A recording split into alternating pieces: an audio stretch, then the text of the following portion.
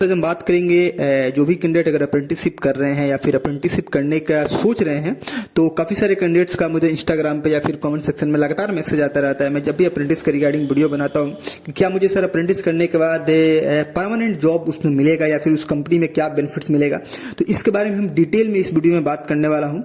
वैसे मैंने इसके पहले जो भी वीडियो मैंने नेट्स के रिगार्डिंग मैंने बनाया है, तो उसमें मैंने बीच बीच में आपको बताता रहता हूँ कि आपको आफ्टर कंप्लीटिंग अप्रेंटिसशिप क्या बेनिफिट्स वगैरह होंगे। फिर भी मैंने सोचा कि एक डेडिकेटेड इसके लिए वीडियो बना दिया जाए ताकि आपको सर्च करने में आसानी हो। तो उसी के बारे में हम आज डिटेल में देखेंगे कि आप अप्रेंटिस कंप्लीट करने के बाद आपको उसमें परमानेंट इंगेज किया जाता है या नहीं किया जाता है।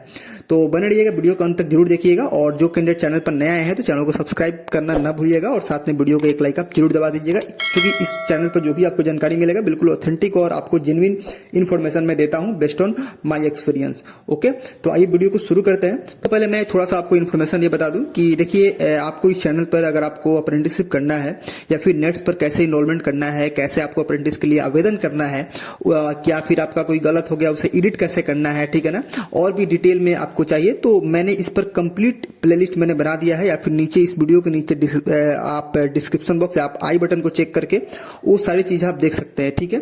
क्योंकि मैं ये बातें आप इसलिए बता दिया क्योंकि काफी सारे कैंडिडेट हर वीडियो में नए जुड़ते हैं तो उनको पता नहीं होता है। तो एक बार आप डिस्क्रिप्शन बॉक्स साथ में आप प्लेलिस्ट और ऊपर आई बटन आप चेक कर लीजिएगा, सारी जानकारी मिल जाएगा, ठीक है। तो आइए वीडियो को शुरू करते हैं। तो देखिए, जो भी कैंडिडेट अगर अप्रेंटिसशिप कर रहे हैं किसी भी एस्टेब्लिशमेंट से आप अप्रेंटिसशिप कर रहे हैं, तो सबसे पहले आप जहां भी अप्रेंटिस ज्वाइन करते हैं तो जनरली जो अप्रेंटिस ज्वाइन करने वाले जो बच्चे होते हैं वो यहाँ पे फ्रेशर होते हैं, क्योंकि अप्रेंटिसशिप फ्रेशर कैंडिडेट्स के लिए ही निकाला जाता है और उसमें लिखा भी होता है कि लास्ट 3 इयर्स के कैंडिडेट्स को ही वो लोग लेते हैं, जनरली ये देखा जाता है, ठीक है। तो अगर आपके पास कहीं वर्क एक्सपीरियंस नहीं है, आपने नहीं किया है, तो आपके लिए अप्रेंटिस एक अच्छा यहाँ पे साबित हो सकता है। आप वहां से करके एक इंडस्ट्रियल एक्सपीरियंस ले सकते हैं, प्रैक्टिकल नॉलेज ले सकते हैं और उसे अपना सीवी वगैरह में मेंशन करके आगे आप जॉब आप पा सकते हैं। अब रही बात कि आप अगर जिस भी स्टैब्लिशमेंट से अप्रेंटिसशिप कर रहे हैं, भारत में अलग अलग कंपनी जो है अप्रेंटिसशिप कराती है, चाहे वो गवर्नमेंट्स हो, पीएसयू हो या फिर प्राइवेट कंपनी भी अब अप्रेंटिसशिप के लिए वैकेंसी निकालती रहती है। और देखिए, अगर आप किसी भी गवर्नमेंट ऑर्गेनाइजेशन से अगर अप्रेंटिसशिप आप कर रहे हैं तो आपने शायद ध्यान दिया होगा कि उसके जो नोटिफिकेशन में ये साफ मेंशन होता है कि ये जो आपको इंगेज किया जा रहा है ये 12 महीने के लिए आपको अप्रेंटिसशिप ट्रेनिंग के रूप में आपको इंगेज किया जाता है। जनरली अप्रेंटिसशिप 12 महीने के लिए निकलता है, कहीं कहीं इससे अधिक भी जो जनरल स्ट्रीम वाले होते हैं उनको 1-2 साल के लिए देखा जाता है, लेकिन आपको जनरली 1 साल के लिए निकाला जाता है। तो उसमें साफ लिखा होता है कि आफ्टर जब 1 ईयर के बाद आपको इसमें परमानेंट एम्प्लॉयमेंट के लिए आप क्लेम नहीं कर सकते, यानी कि परमानेंट आपको इसमें जॉब नहीं दिया जाएगा। ये केवल 1 साल के लिए आपको अप्रेंटिस ट्रेनिंग के रूप में यहाँ पे आपको इंगेज किया जा रहा है, चाहे वो डिप्लोमा वाले कैंडिडेट्स हो या फिर डिग्री वाले कैंडिडेट्स हो या फिर जो भी ITI के भी कैंडिडेट्स हो, उनके लिए ये चीजें हैं।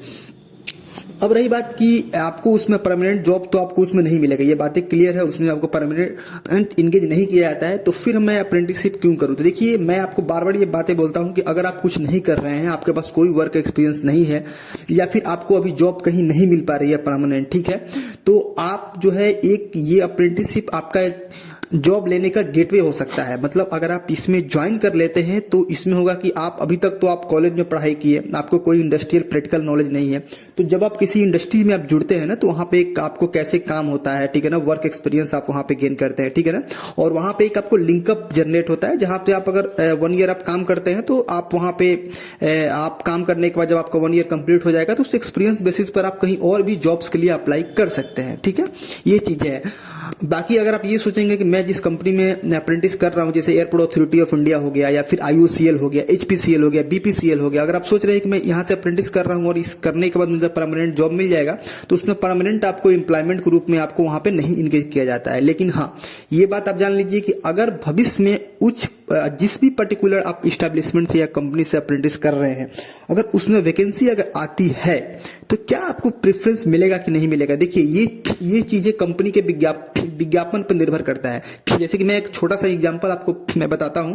अभी आपको एयरपोर्ट अथॉरिटी ऑफ इंडिया का ATC की वैकेंसी यहां पर रिलीज किया गया है, एयर ट्रैफिक कंट्रोलर का, उसका शायद अब लास्ट डेट भी खत्म हो गया होगा। तो उसमें क्या है कि जो भी कैंडिडेट AAI से अप्रेंटिसशिप किया है भारत के किसी भी एयरपोर्ट्स में नेट्स पोर्टल के जरिए, तो उनको इसमें आपको बेनिफिट्स क्या दिया गया है कि उसमें किसी प्रकार का आपको रिजर्वेशन नहीं दिया गया, बस उसमें बेनिफिट्स ये है कि आपको जो 1000 फी जो लग रहा था था वो आपको उसमें नहीं देना है। तो कुछ इस तरह के बेनिफिट्स मिल सकते हैं। जैसे और भी जो आपके वैकेंसी निकल के आता है, जैसे कि IOCL हो गया, तो IOCL में भी आपको डायरेक्टली आपको अप्रेंटिस करने के बाद नहीं रखा जाता है, लेकिन IOCL में भी कहीं कहीं देखा जाता है कि IOCL में जो कैंडिडेट रिफाइनरी डिवीजन से करते हैं उनको कोई एक्स अप्रेंटिस करके फॉर्म निकाला जाता है। शायद अभी तो उसका फॉर्म नहीं दिख रहा है, लेकिन ऐसा होता है। तो ये चीजें है, तो ये नहीं है कि आपको कंप्लीट होने के बाद तुरंत इंगेज कर लिया जाएगा, ठीक है। तो भविष्य में अगर आती है अगर उसकी वैकेंसी, तो कंपनी पर निर्भर करता है कि आपको उसमें मिलेगा बेनिफिट्स कि नहीं मिलेगा।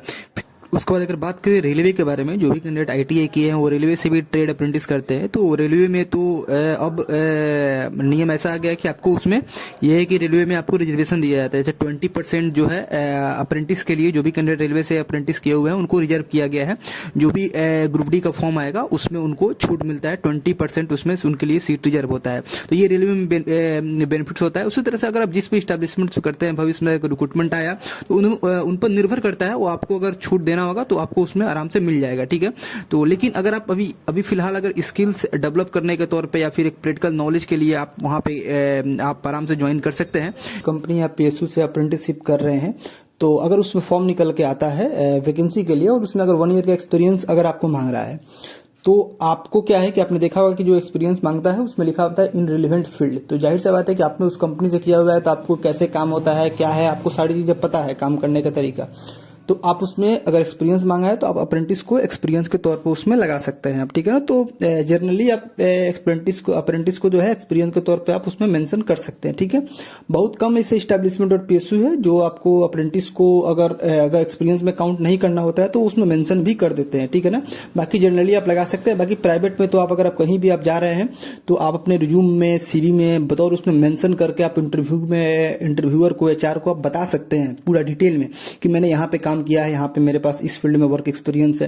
तो एक फ्रेशर कैंडिडेट्स के मुकाबले आपको एक अलग इंपैक्ट पड़ेगा आपको HR पर, और आपको सिलेक्शन होने में आपको आसानी रहेगा। तो लेकिन अगर आप अभी फिलहाल अगर स्किल्स डेवलप करने के तौर पे या फिर एक प्रैक्टिकल नॉलेज के लिए आप वहाँ पे आप आराम से ज्वाइन कर सकते हैं, ठीक है। तो बस यही था आपको यहाँ पे बताना था। बाकी अगर आप ये सोच के ज्वाइन कर रहे हैं कि मुझे उसमें करने के बाद परमानेंट रख लिया जाएगा, तो बिल्कुल ऐसा नहीं होता है। आपको उसमें 12 महीने के लिए उसमें आपको इंगेज किया जाता है, इस बात का ध्यान रखिएगा। और बाकी मैं तो ये बोलता हूं कि जो भी कैंडिडेट अप्रेंटिसशिप ज्वाइन करते हैं वो पढ़ाई को बिल्कुल नहीं आपको छोड़ना है। पढ़ाई आप करते रहिए और कोशिश ये कीजिए कि 12 महीने के पहले आप जॉब लीजिए और फिर आप अप्रेंटिसशिप को बीच में छोड़ सकते हैं, ठीक है। क्योंकि उसमें आपको प्रॉपर समय मिलेगा, ऐसा बात नहीं है कि आपको समय नहीं मिलेगा। बाकी शेड्यूल तो होता है उसमें भी, लेकिन आप उसमें समय निकाल के आपको तैयारी करनी पड़ेगी, ठीक है। और आप फॉर्म भरते रहिए, आपको जो भी CL मेडिकल है आप उसके छुट्टी लीजिए, जाइए फॉर्म भरिए, एग्जाम दीजिए और तैयारी अपना करते रहिए। साथ में स्टाइपेंड आपको मिल ही रहा है, ठीक है। तो ये चीजें है, आपको बस यही आपको जानकारी देना था। बाकी इसके रिगार्डिंग जो भी और डिटेल्स है, कैसे अप्लाई करना है, वो मैंने सारी वीडियो मैंने बना दिया है, आप जगह चेकआउट कर लीजिएगा। तो और कोई डाउट्स है तो कमेंट सेक्शन में आप जाके जरूर बताइएगा, और वीडियो कैसा लगा उसके बारे में भी बताइएगा। आगे किस पर वीडियो चाहते हैं उसके बारे में भी आप कमेंट करके जरूर बताइएगा। और चैनल पर नए हैं तो चैनल को सब्सक्राइब करना मत भूलिएगा, और थोड़ा चैनल को सपोर्ट कीजिए और वीडियो को एक लाइक आप जरूर दबा दीजिएगा। तो मिलते हैं फिर अगली वीडियो में एक नई जानकारी के साथ। Thanks for watching.